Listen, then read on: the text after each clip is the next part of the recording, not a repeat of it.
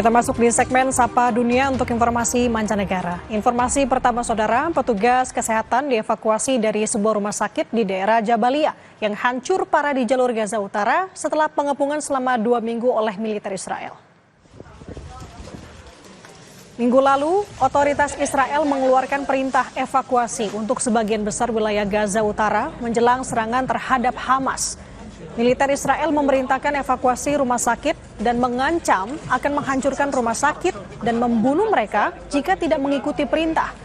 Salah satu pusat medis terakhir yang berfungsi di jalur Gaza Utara, rumah sakit tersebut telah dikepung oleh pasukan Israel dan telah menjadi sasaran tembakan dalam beberapa hari terakhir. Sebanyak 30 pasien dan 57 petugas kesehatan telah dievakuasi.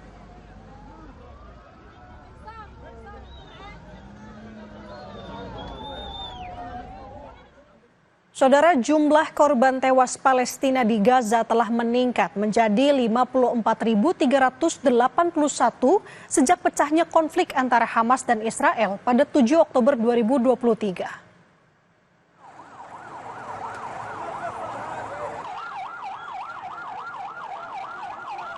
Selama 24 jam terakhir ini, saudara, 60 warga Palestina tewas dan 284 lainnya terluka akibat serangan Israel di berbagai wilayah di jalur Gaza. Sejak Israel melanjutkan kampanye militernya yang intensif pada 18 Maret, setidaknya 4.117 warga Palestina tewas dan 12.000 lainnya terluka.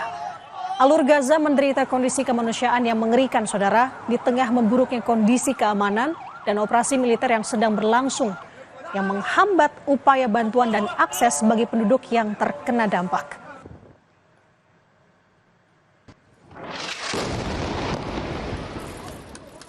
Serangan udara Israel di wilayah utara Gaza Jabalia hingga Jumat menewaskan sedikitnya 12 orang termasuk 3 wanita.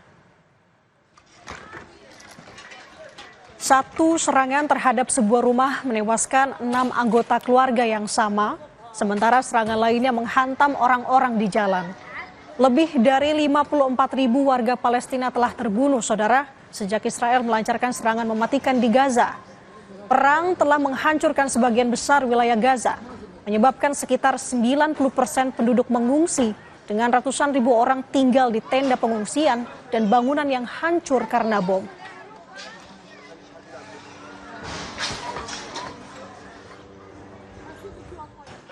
Kita ke informasi lain, saudara. Serangan rudal dan pesawat tak berawak militer Rusia menghantam kota Kharkiv, Ukraina, dan beberapa distrik terdekat pada malam hari, menyebabkan kerusakan dan melukai sedikitnya 11 orang, termasuk 2 anak-anak.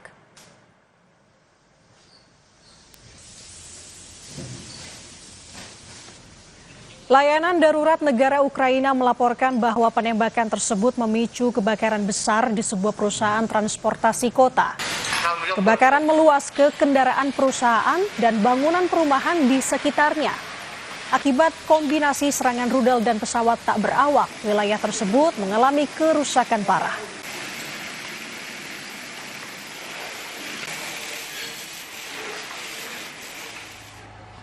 Saudara, warga Palestina menggambarkan kekacauan di pusat distribusi bantuan di jalur Gaza.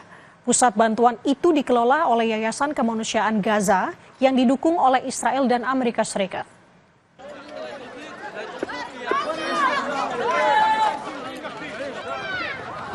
Di tengah kelaparan dan penderitaan, saudara, warga Palestina di Gaza berdesakan untuk mendapatkan bantuan. Sebagian besar warga Palestina menyaksikan ketidakadilan dan penjarahan. Kekacauan semakin parah saat terdengar suara tembakan. Orang-orang berhamburan menyelamatkan diri.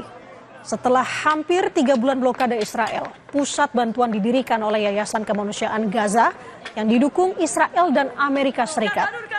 PBB dan organisasi kemanusiaan lain menolak sistem bantuan itu karena diyakini tidak dapat mengatasi kelaparan 2,3 juta penduduk Gaza. Selain itu, saudara, memungkinkan Israel memanfaatkan bantuan untuk mengendalikan warga.